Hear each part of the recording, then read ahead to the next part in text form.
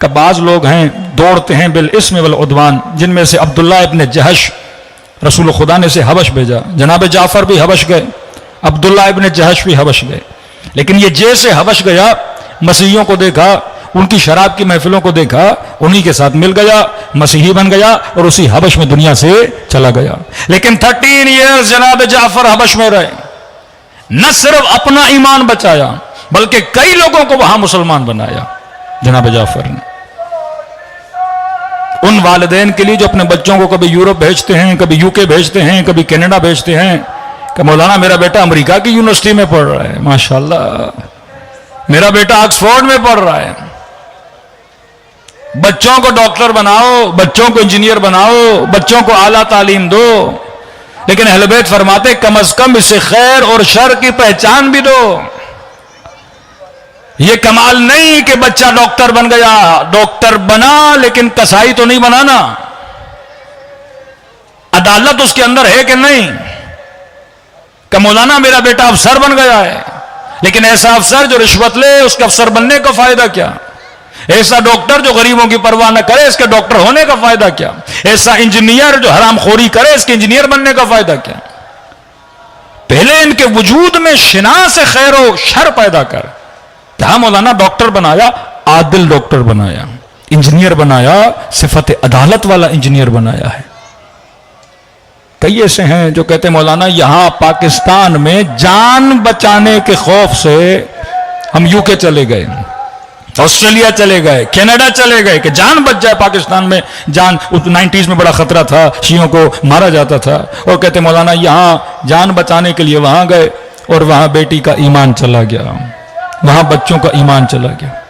اب مومن بھی پریشان کرے، یہاں رہے تو مال کا مسئلہ، وہاں جائے تو ایمان کا مسئلہ، کہ مولانا یہاں بزنس نہیں ہے وہاں بزنس ہے تو ہمیں بچوں کا بڑا مسئلہ ہو جاتا ہے۔ سب نہیں، لیکن کچھ ایسے مومنین ہیں جن کے بچے رائے حق سے ہٹ جاتے ہیں، اور وہ بھی ان کے بچے جنہوں نے 24 گھنٹہ وہاں پہ مشین کی طرح کام کیا لیکن اپنی نسلوں کی طرف توجہ نہیں دی۔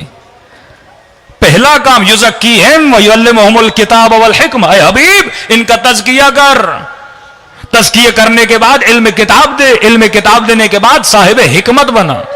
تزکیہ ہو، خشک متقی ہو، لیکن اگر علم نہ ہو تو پھر بھی فائدہ نہیں، علم ہو تزکیہ نہ ہو پھر بھی فائدہ نہیں، اگر تزکیہ ہو علم ہو لیکن صاحب حکمت نہ ہو پھر بھی، یہ تینوں چیزیں جب انسان کے پاس نہ ہو، صاحب علم بھی بنے، قاضی شورے کے پاس بڑا علم ہے، جو صحبتوں میں رہے اکابر امت کی، کیا ان کے پاس علم نہیں ہوگا؟ اتنے صاحبان علم، خوارج کے پاس تزکیہ ہے، زہد ہے، نماز پڑھتے ہیں، ماتھوں پہ سجدوں کے نشان ہیں، لیکن حکمت نہیں ہے۔ دین ان تین چیزوں کا مجموعہ ہے۔ جب تک آپ اپنی نسلوں کو یہ نہیں سمجھاؤ گے کہ بیٹا خیر کیا ہے شر کیا ہے۔ ایک حدیث رسول صلوات پڑھے رسول خدا کی ذات مبارک پر۔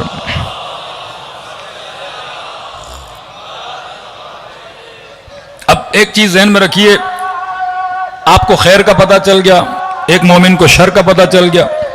کبھی کبھی انسان دو خیر کے بیچ میں پھنس جاتا ہے، کبھی کبھی انسان دو شر کے بیچ میں پھنس جاتا ہے۔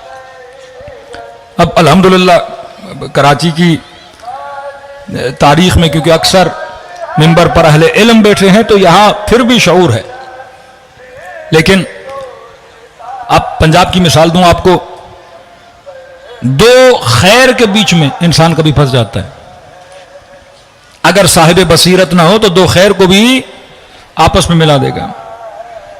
کبھی کبھی دو شروں کے بیچ میں انسان پھنس جاتا ہے، مثلا آپ کے پاس کوئی آپشن نہیں، دو ہی شر ہیں، اب انسان پھنس جاتا ہے مولانا کون سا شر انجام دوں اور کون سے شر کو چھوڑوں۔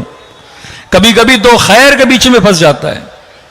لبنان میں ایک بہت بڑے عالم دین گئے اور کہا کہ مجھے کتاب ملی تزکیہ نفس کی، اور کہتے ہیں کہ نئی حدیث میں نے پڑھی، کہہ رہے میں جمعاوری کر رہا تھا کہ شیطان کس طرح سے لوگوں کو گمراہ کرتا ہے، مجھے شیطان کا ایک نیا طریقہ پتا چلا جو آج تک میں نے کسی کتاب میں پڑھا نہیں تھا۔